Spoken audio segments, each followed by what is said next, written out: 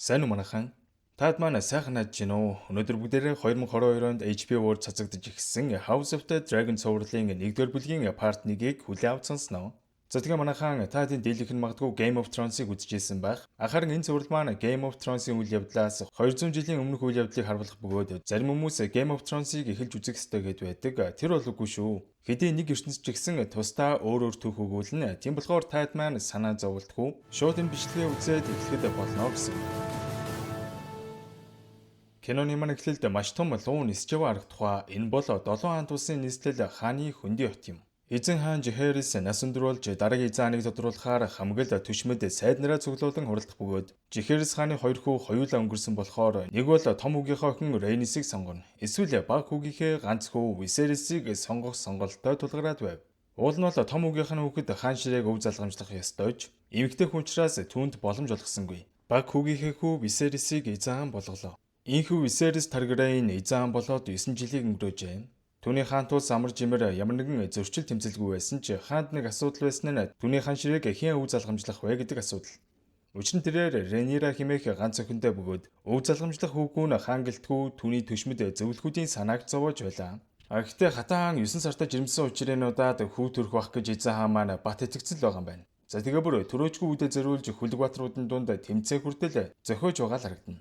Эзэн хаан маань тэмцээн зохиогоо завгүй байтал Stepstone хэмээх далайн эргийн бомбуудад хавчхооллогчд гээд хүнд гарууд манайхан тусын хамгал усан онгоцнуудыг эвдлэн сүйтгэж бараа материалуудын дээрэмдэж тонсон асуудлууд гараад эхэлдэг. Киноны эхэнд хаан ширээг атгаад алдсан Рейнис гүнжийн нөхөр Корлис эзэн тусын онгоцнуудыг хянж хариуцдаг хүний хувьд энэ асуудалд нэлээд бухимдаж Stepstone руу зэрэг аваад очие гэсэн боловч эзэн хаан маань эрс татгалзаж хүүгээ төртөл янз бүрийн эрсдэлтэй алхам хийхийг хүсэхгүй байна л гэж авч байна. Түүнээс гадна бас нэг асуудал байгаа нь манай хаан төмөр сэнтинд нуруугаа зэснээс болоод шархан идэлсэн байсан тул эмч нартай үзүүлж арга хэмжээ авсан ч шархан идэх биш. Улмал дорцоор байлаа. Ядж хахад яргэгчээр эзааны маань ганц дүү ханхүү дэймэн гэж нэг бүтгүү нөхөр байгаа. Ер нь бол ахыхаа хаан ширээнд байнга шунаж дараагийн эзэн бий болох ёстой гэж боддог нэгэн. Энэ нөхөр хотын харуулуудыг удирддаг ч гэмтэрхтнүүдийг шийтгэх нэрийдлэр олонний нүдэн дээр баахан хүн зэрлэгээр алж хааны удмын нэр үндийг шороотоо утгаж байгаа л харагдана. Мань нөхөр их нартай байж л энэ тентгийн өхнүүдтэй учир ургуулж явах ба. Бүр ямар сандаа төрсөн ахыхаа охин Ренира хүртэл эмэгтэй өрийн нүдээр харж болж игэл найрчих гээл байна. Ядж хахад Ренира бас дургуцахгүй. Дэмний Трэслүү зан характер өөртөө ихтэй байдал түүнд таалагддаг бололтой. Киноны маань гол дүр Ренирагийн хувьд хэдий охин өгч гисэн луу унаж ирээдүйн хатан хаан болох зорилготой. Ер нь нэлээд амбицлог иршүүд нэгэнч гисэн ээжээс нь ахуулаад хүн болгоно л. Чи ирээдүйд ээж хүн болно. Инг тэг гэж манай охиныг зэмлээстэй. Ренира ганц найз Алисэнтэйгээ өдөржингөө л хамт байж зовлон жаргалаа хуваалцдаг бөгөөд Алисэнтийн аав бол эзэн хааны баруун гар. Баруун гар гэхээр угаасаа эзэн хааны бараг хамгийн дотны зөвлөгч гэсэн үг шүү дээ. Дөрсөлгдөн хатан хэлж байна. Висерис би чамд хүү төрүүлж өгөх гэж бүр 5 удаа зулдлаа. Энэ миний сүүлийн жирэмслэлт шүү гэж хэлэхэд эзэн санаа зовлтгүй энэ удаад хүү төрнөө л гэж байна. За ингээд хатан төрөх үед нэг том асуудал гарсан тухай их удаж хэлэх ба. Хатааны бие муу байгаа тул нэг бол хүүхдээ аварна. Эсвэл эхнэрээ аврах сонголт өгөхөд хэдий хэцүү байсан ч өв залгамжлагчаа авч үлдэхийн тулд эхнэрээ хөнөөж гээдсийн зүсээд хүүхдээ гаргаад иртэл ашгүй хүү вэ шүү. Гэвч хүү нь хорвоод мэдлээд хэдхэн цагийн дараа нас урсан учраас ээжтэй нь хамт оршуулахаар болох ба луугаараа цогцын шатаалгаж ёслол үлддэг. Хүсэн хүлээж байсан хүн байхгүйсэн тул дараагийн өв залгамжлагчаа нэрлэх хэрэгтэйгээд түшимтүүд нь хааныг шахаж эхлэх ба түүнд одоо хоёр л сонголт бий. Нэг бол өөрийн төрсөн дүү Дэймнийг сонгоно. Эсвэл ганц охин Ренирагаал сонгоно. Гэсэн ч хаан эхнэр хүүхдээ алдсан уу гашууд автан энэ талаараа тоосонгүй. Гэхдээ хааны уу гашууг зарим нэг нь боломж гэж харж байлаа. Хааны баруун гар охиндоо хандаж энэ бол чиний боломж. Цэвэрхэн хувцлаад хааны хажууд байж түүнийг асар. Гэт одоо охиноо хааны дараагийн хатан хаан болгочих санаатай. За ингээд энэ өдрөөс эхэлж эзэн хаан Алисэнт хоёр байнга хамтдаа ярилцаж уу гашуугаа хуваалцаж байх бол харин нөгөө талд Дэймэн бие үнэлэгчдтэй наргиж сангиж өөрийгөө дараагийн хаан болно гэх зэрэгээр бараг баяр хөөр тэмдэглэж байгааг сонссон эзэн хааны уур дээзэгтэй урж би чамд хаан ширээг өвлөх талаар бодож байсан юм. Гэхдээ чи тэр хүн биш болтой. Эхнэр лүгээ явж үз. Би Ренирад хаан ширээгээ өвнө гэж хэлээд дүүгээ ордноосоо хөөгөөл явууллаа. Тэгж байхдаа чигчийн урагаас төсчнэ. Эзэн Рениратай уулзаж энэ олон жил хүүтэй болно гэж төөрж бодилж явсандаа уучлалт гуйж хаан ширээгээ өөрт нь өвлүүлж үлдээн гэдгээ амлдаг. Ренираг хаан ширээг өв залгамжлах сургаар хаан тусын хамгал элч төлөөлөгчд дэрэн Ренирад үн зүтгэхээ амлаж байгаа л харагдана. Ингээд 6 сар өнгөрсний дараа хаан тулсад асуудлууд араараасаа хөвөрж эхэллээ. Эмэгтэй өв залхамжлагчтай болох гэж байгаа. Дээрээс нь эзэн хааны дүү ордноос хөгжсөн сургаар Stepstone дэх дээрэмчид хаан тулсын хөлөг онгоцуудыг улам их дээрэмдэн тонж цэргүүдийг нь яргалан хөнөөж эхлэхэд иж эзэн хаан дайнхийг хүсэхгүй хിവэр л байв. Гэтэл Ренира луунуудаа олглоод чуулаад тэднийг ялж чадах байх гэж хэлсэн ч хааны түшимтүүд эмэгтэй хүний үгийг юу гэж сонсохов тоосончгүй. Хааны баруунгаар Ренираг дагуулж яваад өөрийнхөө хөлөг батрыг сонгох гэж хэлсэн ч энэ залуус тэмцээн уралдаанд орж байснаас биш жинхэнэ тулаанд орж байгаагүй учраас эдний дунд жинхэнэ тулаанд орж байлдаж байсан Кристингэх хөлөг батрыг сонглоо. За энэ үед Рейнис гүнж нөхрийнхээ хамт эзэн хаантай уулзаад өөрсдийнх нь 12 настай охинтой гэрлэх санал тавьд юм да. Яг уу эдний охинтой гэрэлжүүл хоёр гэр бүл нэгдэж улам хүчрэхэг болж эдний удмын хаан ширээ улам батчих сайн талтай юм байна. Эзэн хааны маань нуруунаас гадна эртээ зүссэн чигчи урууныхан шарх улмал муудаж бүр өвчөж ихсэн ба баруун гартагаа гэрлэлтийн талаар зөвлөлтөл мань хүн улс орныхоо төлөө хүчрэхэг гэр бүлтэй гэрлэх нь зөвлөдөө. Гэхдээ та хайртай хүнтэйгээ гэрлэвэл аз жаргалтай байх босуу гэж хэлсэн нь цаагаараа охинтойгоо л гэрлүүлэх гээд байхгүй юу. Рейнис Ренирата таарад жаал ярилцаж байхдаа авч нутахгүй гэрлээд дахиад хүүтэй болно. Тэр хүн хаан ширээг залхамжлана. Бидэн шиг эмэгтэйчүүд хизээж хаан ширээнд сууж чадахгүй. Энэ улсад эмэгтэй хүний хувь заяа ийм л байдаг юм. Гэж хэлэхэд манай охины хоршоор өдөлж би дараагийн хатаа ам болно. Та харж байгаарай гэж ам гарлаа. Энэ үед эзэн Дэймноос нэг загтал иржээ. Ах минь би өөр бүсгүйтэй гэрлэх гэж байгаа. Удахгүй хүүтэйч болно. Та хөрмөнд нь ирээрэй гэж авч ийн. Тэгснэ бүр хаан тулсын лууны өндөгнүүдийн нэгийг хулгайлаад аваа явцсан байт юм да. Хаан тулсын сүр хүчийг бэлэгддэг лууны өндгийг хулгайлах гэдэг бол эзэн хааныг илт оромжилж буй үйлдэл тул хаан ихээр урлаж баруун гарыг цэргүүдэд дагуулсан явахыг тушааж Дэймнийг алаад чамаагүй өндгийг авчир гэсэн тушаал өгдөг. За ингээд яваа очтол өнөөгч нь луугийн өндгийг барьсан. Буцааж явмаар байвал намайг алаад авал та. Гиснээ өөрийнхөө луг гаргаж ирэхэд манай цэргүүд ш нилээн жиирхээ байж байтал Ренира охин маань бас луугаа өлөглөн гараал ирлээ. За төр байж байгаа манайхан. House of the Dragon цувралын цоошин 3 дугаар бүлэг яг одоо дэлхийд даяар нээлттэй эхний ангиуд нь цацагдаад байгаа. Эхний хитгэн анги нь гэхдээ энэ цувралын хамгийн өндөр үнэлгээг авчгаад байгаа юм билээ. За тэгээд жинхэнэ том луунууд энэ 3 дугаар бүлэг дээр хоорондоо алдсан юм байлээ шүү guys. Таад маань цувралынхаа 3 дугаар бүлгийг хаанаас үзэх вэ гэж бодож байвал Монгол хадмалтаагаар аль биесний эрхтэйгээр Univision дэх HBO Max App-аас үзээрэй. За тэгээ Univision-ийн шинжлэгдсэн L+ багцыг идэвхжүүлчихвэл HBO Max App-ийг тань дагалт ирж цувралаа тэр ихээр үзэх боломжтой шүү guys. Дэлхийн платформ HBO-с Монгол хадмалтаагаар кино үзэх боломжийг бидэнд олгож байгаа. Univision компанида баярлалаа. Одоо бүгдээрээ бичлэгээ үргэлжлүүлэн үзцгээе. Дэймон тандж таны амьдарч байгаа цайс чинь минийх. Наад өндөгчин ч минийх. Надтай арсалмаар байвал эхлээд намайг алхал болжтэй. Гэд үеэлхтайгаа алцахад бэлэн байсан ч Дэймон түн цайн болохоор олон юм ярьсангүй. Үнгийг нь буцаагаал өгдөг. Дэймны шинэ эхнэр Масара түнд уурлаж чи битгий эзэн хааны янзыг үзээд байл да. Чи яах вэ? Хааны удмын хүн яахчгүй. Би бол эгэл жирийн хүн шүү дээ. Шууд л цааслуулна. Химэн зовлонгоо тоочно. Ренира өөрийгөө аюулд оруулах шахсанд аав нь уурлсан ч ямар ч цус гаргалгүй үнгийг авчирсанд баярлж охинороо бахархаж байгаа л харагдана. Аав нь алийн болгон ганцаараа явах вэ? Шинэ хатантай болох гэж байгаа. Миний охин зөвөр ойлгоорой. Тэглээгээ чамаас хаан ширээгч нь булааж авахгүй. Гэж хэлэхэд Ренирач нэг дургуутсангүй.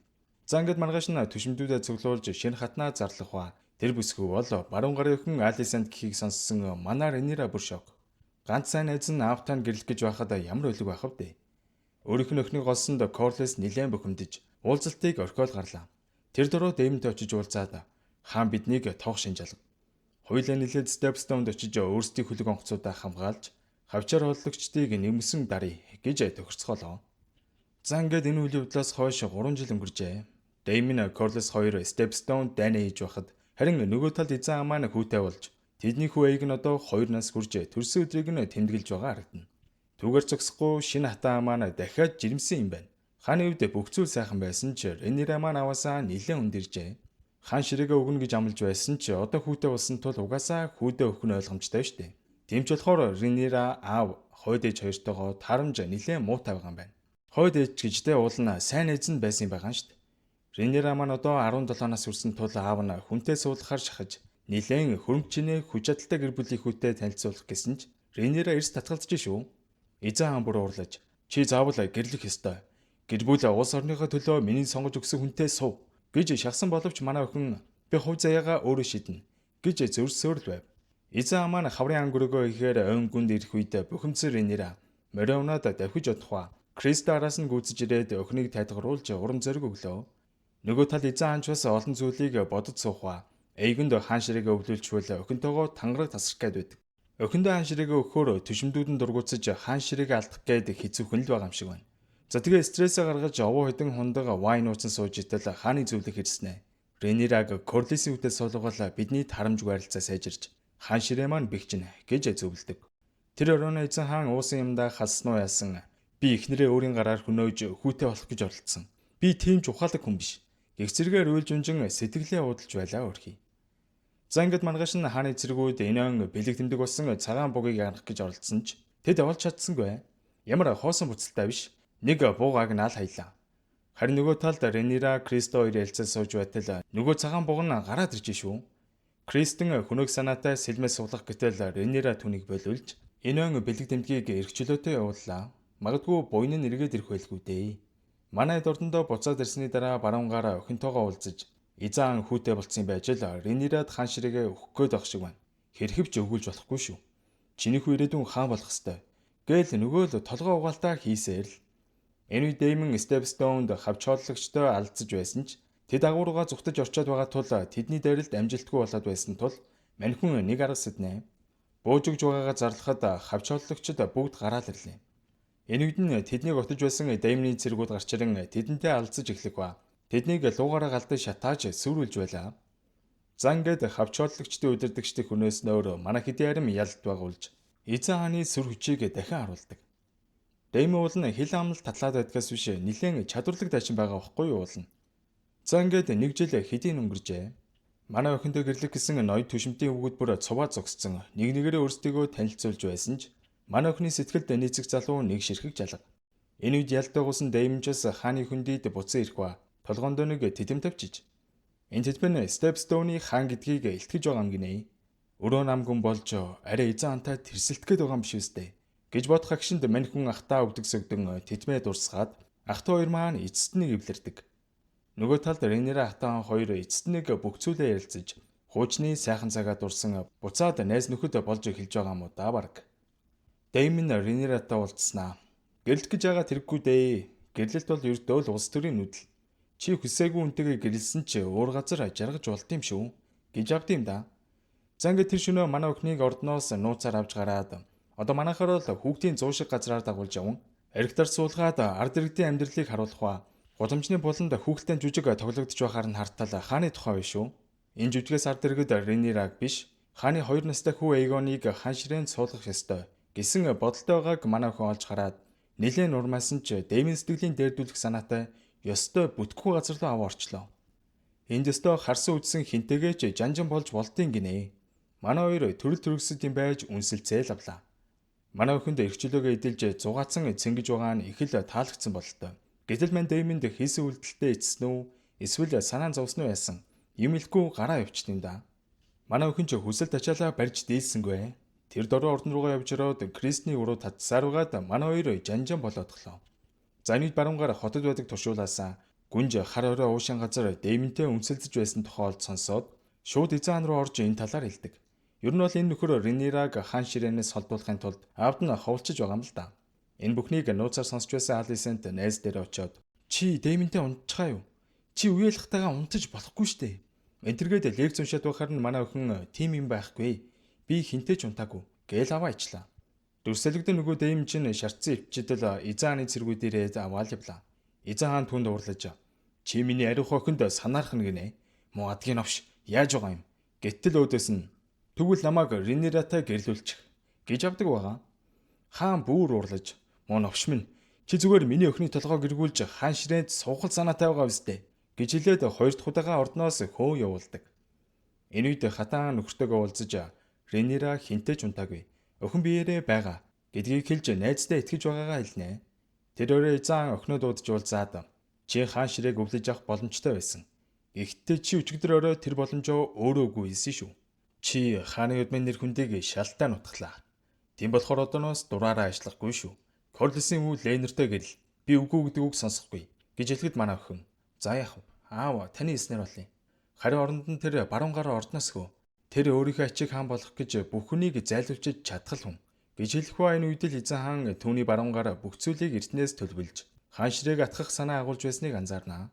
Баруун гараа дуудаж уулзаад би ихнэрээ алдсаар чи албаар охиноо миний өрөө рүү явуулсан биз дээ. Чи охиноороо дамжуулж хаан ширээг авахыг хүсжээ. Би чамд итгэж байсан. Одоо итгэх итгэл үлдсэнгүй. Ордноос явж үз. Гэж хэлэн ордноос хөлөө. Эзэн хаан Нираг охин биеэрээ байгаад итгэсэнгүй. Их отчоороо дамжуулж хүүхэд зулбуулдаг цай бэлдээд өгүүлж байх жишээний. За энэ хүрээд House of the Dragon цувралын маань part 1 дуусч байна. Таад маань 1-2 дугаар бүлгийг яс үзчээд 3 дугаар бүлэг рүү нөрөөрэй. 3 дугаар бүлгийн ангиуд нь сайхан цацагтаад нөгөө том луунууд чинь хоорондоо алдсаад бүр бөө юм болж байна гэсэн. Таад маань цувралаа ханаас үзэхөө гэж бодож байвал Монгол хадмалтайгаар албан ёсны эрхтэйгээр Univision дэх HBO Max App-аас үзээрэй. За тэгээд Univision шинжлэгдсэн L+ багцыг идэвхжүүлчихвэл HBO Max App-ийн эрх тань дагалд ирж цувралаа тэр эрхээрээ үзэх боломжтой шүү guys. Дэлхийн платформ HBO-оос Монгол хадмалтайгаар кино үзэх боломжийг бидэнд олгож байгаа. Univision компанид баярлалаа. Удахгүй part 2-ороо иргэн уулзцгаая guys.